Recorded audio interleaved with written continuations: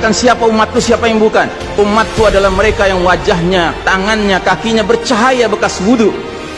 Tapi ketahuilah, ada sejumlah orang wajahnya bercahaya, tangannya bercahaya, kakinya bercahaya. Aku panggil mereka, tapi dihalau sama malaikat, tidak boleh mendekat. Aku panggil lagi, tapi dihalau sama malaikat. Akhirnya malaikat menjelaskan, ya Muhammad, mereka telah merubah ajaranmu setelah engkau wafat. Kata Nabi selanjutnya, menjauhlah, menjauhlah. Nabi nggak mau dekat dengan orang yang berani-beraninya merubah tata cara ajarannya. Dan ajarannya yang paling pokok apa? Tauhid. Setelah tauhid apa? Salat. Dan ingat, salat adalah amal yang paling pertama yang akan diperiksa oleh Allah Ta'ala bagi setiap hambanya. Dan saudara rahimakumullah, saya ingin menyampaikan dua hadis lagi. Satu hadis dari Nabi, la tadaru furujatin lisyaitan. Jangan kalian biarkan celah-celah itu untuk syaitan. Ini Nabi Muhammad SAW yang berbicara, bukan Iksan Tanjung. Kalau Iksan Tanjung yang berbicara, Anda boleh tolak, Pak. Ini Nabi Muhammad SAW yang berbicara, yang kita baca salawatnya dengan harapan mendapatkan syafaatnya, dengan harapan boleh meminum air dari telaganya. Jadi kata Nabi apa? Jangan biarkan celah-celah itu menjadi tempatnya syaitan. Hari ini tidak sedikit masjid bahkan memuliakan syaitan, memberi tanda di mana syaitan hendaknya berada. Na'udzubillahi min dzalik. Mau jadi apa kita, Pak? Mau jadi umat seperti apa kita? Ini adalah simpul terakhir, saudaraku. Kalau sampai simpul terakhir ini kita relakan lepas, sudah tidak ada sisanya ajaran ini di muka bumi. Karenanya saudaraku rahimakumullah, bagi saya urusan sholat berjamaah dan tata caranya ini bukan urusan pilihan fikih, Pak. Ini urusannya adalah urusan dengan musuh Allah Ta'ala. Hadis yang terakhir, kata Nabi SAW, innal yahuda qad sami'u dinahum. Sesungguhnya Yahudi sudah bosan dengan agama mereka. Wa innahum qaumun hasadun. Dan mereka adalah kaum yang sangat hasad kepada kita umat Islam, terutama dalam 3 perkara. Satu, raddis salam. Kebiasaan kita umat Islam kalau ketemu saling ngucapin assalamualaikum, dibalas waalaikumsalam. Itu Yahudi nggak senang, Pak. Yahudi tidak senang melihat umat Islam berukhuwah Islamnya.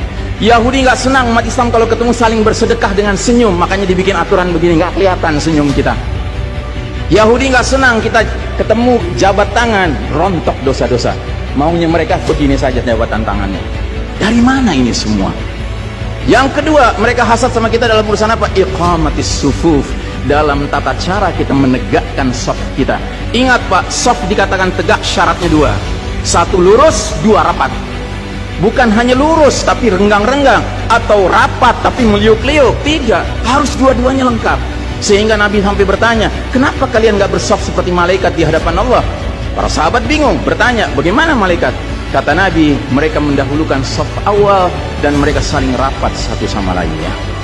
Jadi Nabi itu bangga kalau umat Islam sholatnya seperti para malaikat di hadapan Allah Ta'ala. Harusnya itu menjadi kebanggaan kita juga. Dan harusnya kita tersinggung kalau ada pihak yang berusaha untuk mengacak-acaknya. Dan yang terakhir, yang ketiga, Yahudi itu hasad sama kita dalam urusan apa? Dalam urusan umat Islam di belakang imam sholat wajibnya mengucapkan amin. Makin keras suara amin itu, makin geram mereka. Karenanya mereka bikin aturan, sempat 2 bulan masjid ditutup sama sekali, nggak terdengar suara amin dari jamaah karena nggak ada yang boleh ke masjid. Tapi sekarang setelah dibolehkan, masjid yang bisa muat 2000 orang, cukup 500 orang, cukup 700 orang. Supaya apa? Sekurang-kurangnya aminnya bisa berkurang. Maka sekarang pertanyaan besarnya adalah, untuk siapa kita sholat? Atau untuk mereka? Inna sholati wa nusuki wa mahyaya wa mamati lillahi rabbil alamin. Mudah-mudahan apa yang saya sampaikan tidak membuat bapak dan ibu makan nggak kenyang, tidur nggak nyenyak, tetapi semakin sadar betapa kita sedang hidup di era penuh fitnah di akhir zaman. Dan musuh-musuh Allah sedemikian sistematis, sedemikian terencananya membuat kita sadar tidak sadar meninggalkan din kita. Yang paling mengerikan kalau sampai sudah nggak ada perasaan lagi risau dengan ini semua. Karena apa? Nabi bersabda, siapa lihat kemungkaran ubah dengan tangan, nggak bisa dengan lisan, nggak bisa dalam hati. Dalam hati itu maknanya apa? Ingkari itu sebagai kebenaran, itu mungkar. Dan itu kata Nabi selemah-lemahnya iman. Sehingga di hadis yang lain kata Nabi, kalau mengingkari saja sudah nggak ada, udah nggak ada iman sama sekali. Nah, yang kita khawatir kalau kita ternyata ridho saja dengan aturan sholat WHO ini, Pak. Padahal harusnya kita sholat dengan cara Nabi Muhammad SAW, bukan caranya Tedros atau Bill Gates.